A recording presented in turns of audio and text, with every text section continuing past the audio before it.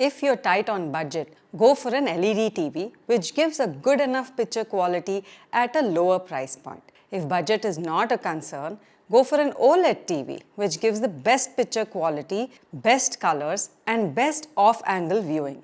Between these two extremes sits QLED TVs and Mini LED TVs, which we will cover in this video in the 55-inch size category. Comment other sizes you'd like me to cover. Firstly, let's understand what capabilities you should care about and what you can absolutely ignore. I'll explain the details in subsequent sections as well. If you're only keen on casual viewing and sports, then a 60Hz panel is good enough for you. 4K, HDR10+, Dolby Vision generally work only with the top and premium plans of your streaming subscription service, like Netflix and Hotstar. So unless you're subscribed to a premium plan, buying a high specification may not be useful for you. Audio quality in TVs is generally poor, so you would benefit by supplementing it with a soundbar or a home theater system for a better immersive experience. If you use your TV in darker rooms, a Mini LED TV is a better option for you as it is optimized for contrast. But if you use the TV in brighter rooms, a QLED TV is a better option for you as it is optimized for brightness. I've included both of these variants in today's comparison. Now let's jump into the details. My recommendations for the best TVs are towards the end. You can go to it from the chapters in the description. There are three things that determine the quality of TV: a picture quality, audio quality, and usability. Let's start with the picture quality. There are a number of different formats, HDR10, HDR10+, and Dolby Vision, which helps to determine the picture quality. Because HDR10+ and Dolby Vision use dynamic metadata, the quality is much better. Since Dolby Vision is a licensed format, many TVs, including many models from top-end brands like Samsung, LG, and Sony, do not support Dolby Vision. But like I mentioned before, unless you use a premium streaming subscription, getting a TV with HDR10+ or Dolby Vision may not be beneficial for you. So for the casual viewer, support of an HDR10 only will give you a good price point, while for the premium viewer, support of HDR10+ or Dolby Vision will give you a better picture quality at a higher price point. The next thing that determines picture quality is the refresh rate. A higher refresh rate, which is measured in hertz, helps to reduce motion blur and provide a smoother visual experience in very fast-paced scenes. That also depends on the type of content you would like to consume.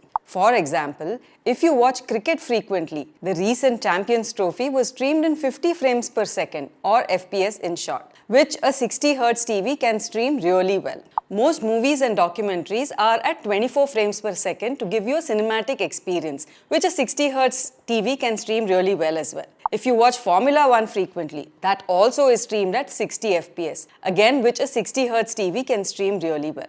Action sports or extreme sports and fast games are generally streamed at a higher resolution, the only scenario where a 120Hz TV is beneficial for you. In general, we would want the frame rate of the content, which is measured in FPS, to be as close as possible to the refresh rate of the TV, which is measured in hertz. So now that we understand this, you can see that most budget and mid-range TVs are at 60Hz and premium TVs are higher than 60Hz refresh rate. A related aspect that determines picture quality is the motion estimation and motion compensation, or MEMC in short, which helps to reduce the motion blur in fast-paced scenes to reduce the strain on the eyes. It does this by inserting additional frames between the original frames to give a smooth and clear experience. All TVs that we've compared include MEMC.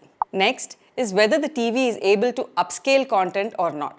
So when we watch cable TV or some older content on YouTube or a non-premium streaming subscription, content is at a lower resolution. So upscaling helps to stretch the content to match the TV's resolution. For example, full HD content will have only a quarter of the pixels of a 4K content. So to display a full HD video on a 4K screen, the video has to be stretched to match the TV's pixel. Many budget TVs do not support 4K upscaling or 4K AI upscaling. Next is the gaming use case. You can skip this section if you don't use the TV for gaming. If you are a hardcore gamer, you probably already know that using a monitor is better for you as it gives you the best performance. For casual gamers or who game on the TV occasionally, there are a few key things you need to look for in your TV. Depending on the type of games that you play, you may need a higher refresh rate of 120Hz or upwards for fast action games. For most casual gamers, 60Hz is good enough. auto low latency connectivity mode, also called as game mode or low lag mode in some TVs, variable refresh rates, and the support of the eARC HDMI port to connect your gaming consoles are also important aspects. Also, if you're connecting your gaming console, make sure that the HDMI port is a 2.1 port or a 4K 120Hz or a 4K 144Hz port to actually support the higher frame rate of the content. Many budget TVs do not support ALLM or VRR or both. Next, let's talk about the audio quality. I've said it before and I'll say it again. As TVs have gotten slimmer and more advanced, the audio quality within the TV has not improved. So adding a soundbar or a home theater system to your TV is always a good idea. So if you plan to do that, you can skip this section. If you don't, then this is what to look for the best audio output in your TV. First is the wattage. This tells us how loud the sound can be, not the sound quality. Amongst the TVs that we've compared, View Masterpiece, View Vibe, Acer Super Series and the Samsung Neo have the best wattage. Next, to determine the sound quality and how immersive the audio experience is, we have to consider how many speakers and channels the TV has. Most TVs have only 2 speakers, with the exception of Samsung Neo, which has 4 speakers. A subwoofer enhances the bass performance, which is generally inbuilt in case of TVs. Samsung Frame and Samsung Neo have 2 subwoofers. Many mid-range TVs have 1 subwoofer and most others do not have subwoofers. You can also consider if the TV has upward firing speakers, which helps to improve the audio experience. Only the Samsung Neo and the View Masterpiece have upward firing speakers, which are useful especially if Dolby Atmos is used. Lastly, the technology used to compress the audio into different channels available in your TV for a better audio experience. Dolby Atmos or DTS are the best available and only the TVs that you see on the screen support it. I've personally used a TV without a soundbar and then added a soundbar. The difference is night and day. So if you have the budget, consider adding a soundbar. If not, View Masterpiece or the Acer Super Series should be your preferred options in the budget section and the Samsung Frame or Samsung Neo in the premium section. Now, let's discuss the usability. For some of us, this also becomes one of the most important aspects as we need to live with the TV for a longish period of time. And we are in a time when delays are not tolerated. We are rarely okay with a slower user experience or frequent freezing of the display. Samsung, LG and Hisense use proprietary operating systems of Tizen, WebOS and VIDAA respectively, which are optimized for a faster user experience. But many users complain about the non-intuitiveness of these operating systems, which has significantly improved over the years. Popular apps that we mainly use in India are available in all of these operating systems, so no difference here. So to summarize, if you want more apps, more personalized recommendations, go for a TV with a Google TV operating system. If you want a faster user experience, go for a TV with a proprietary operating system like the Tizen, WebOS or VIDAA. Lastly, let's talk about connectivity. All TVs compared have an eARC HDMI port, which is useful for connecting soundbars, home theater systems and gaming consoles. They also have multiple HDMI and USB ports to connect other storage and entertainment devices, as well as support dual band Wi-Fi. If you are an Apple user, we all know how difficult it is to cast to a TV using our phones. The TVs you see on the screen claim support of casting using Apple AirPlay. Lastly, let's talk about the warranty and the pricing. Warranty in general is 1 year, with TCL, Hisense, Toshiba Mini LED and some higher priced models of Samsung giving a 2-year warranty. Hisense Mini LED TVs and the View Vibe do come with a 3-year warranty. Serviceability is an issue with most budget TVs. If serviceability is the main buying criteria for you, buy a premium TV from Samsung, Sony or LG would be ideal. Pricing varies based on a couple of things. LG, Samsung, Sony, which are premium brands, are priced higher. The second thing is the technology used. Mini LEDs are more expensive than QLEDs. The third is the picture quality. The presence of Dolby Vision, HDR10+, higher refresh rate all command a higher price whether you want it or not. Gaming features like VRR, ALM, higher refresh rates again all command a higher price. So select one only if you need these features. Audio quality does not change the pricing too much. Now that we understand how to shortlist the TV based on your TV viewing patterns, let's get to my recommendations for the best 55-inch TVs in 2025. The best price to value is in the 55-inch segment comes at a budget between 40 to 50,000 for a QLED TV. I have two recommendations for you here. Both are useful for casual viewing and for casual gaming as well. My first recommendation is the View Masterpiece. This product is always in and out of stock. So if you prefer this product, you may want to put an alert on its availability. The View Masterpiece 4K QLED TV has a 144Hz refresh rate for smooth motion, HDI 2.1 for gaming, and Dolby Vision as well as HDR10 Plus for vibrant visuals. It has 7 speakers with 124-watt output, including 2 masters, 4 tweeters, and an inbuilt subwoofer. It does use Google TV and has a wide range of apps. The gold frame adds a premium touch to it as well.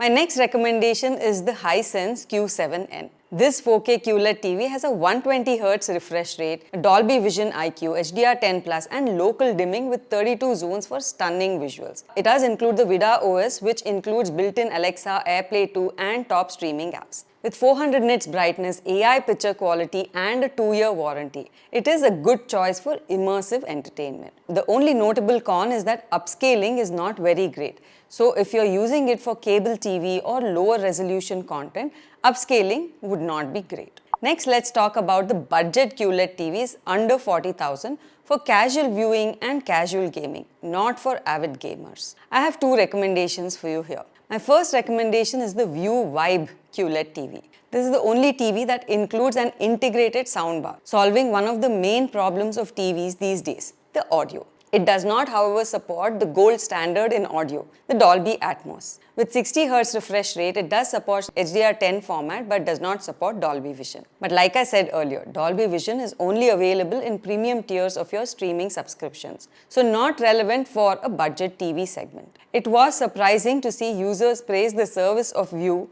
in smaller towns as well. So View has better service than most other budget TVs. Overall, it's a great value at a budget. My next recommendation is the Hisense E68N. With similar capabilities in terms of picture quality as the View Vibe, it additionally supports Dolby Vision. While the picture quality of this TV is praised by most users, many users have had issues with usability, like a slow UI or not remembering settings. Now let's talk about the best premium TVs, which is useful for casual viewing and for gaming. My first recommendation is the LG QNED 75. This is a premium TV at a lower budget than most other premium TVs, as it is missing Dolby Vision and Dolby Atmos. It has the WebOS operating system with a built-in Alexa, Google Assistant, and Apple AirPlay, providing a good user experience. The audio quality is not great. Only a 20-watt output speaker with 2 speakers with Dolby Digital only. So you may need an extra soundbar for better audio quality. If a better refresh rate, Dolby Vision, and Dolby Atmos are essential, go for the next version of this model, which is the LG QNED 88. It will also be ideal for casual gaming.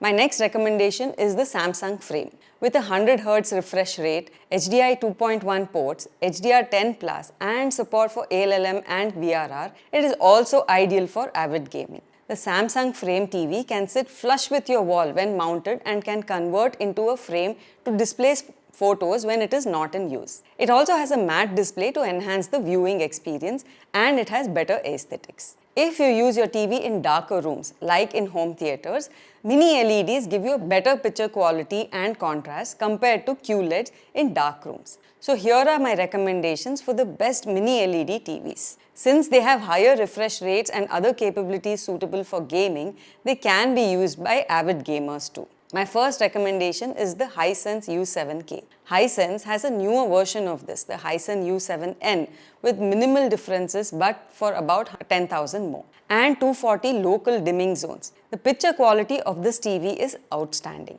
With 2 HDMI 2.1 ports and support for ALLM and VRR, this can be ideal for avid gamers too. My next recommendation is the TCL C755 Mini LED TV. This TV supports Dolby Vision, has a high 1300 nits brightness, HDR10 Plus, and a high refresh rate. Support for ALLM and VRR as well. So, it is good for watching fast action sports and for avid gaming as well, in addition to casual viewing. Service, however, seems to be an issue for this brand of TVs, and some users have complained about the UI being buggy and unresponsive. In the premium mini LED segment, I recommend the Sony Bravia 7, which comes at almost a 2.5 to 3x price point compared to the other two. Unlike most other Sony TVs, this does support Dolby Vision as well. Overall, a great TV. The only con highlighted by users is that it only has two HDMI 2.1 ports, and one of them is ER. So it is limited in connectivity for multiple gaming consoles and soundbar systems. If you found this video useful, share the video and subscribe to become part of the 100,000 plus community that trusts us with their decision making. Thank you for watching and see you in the next video.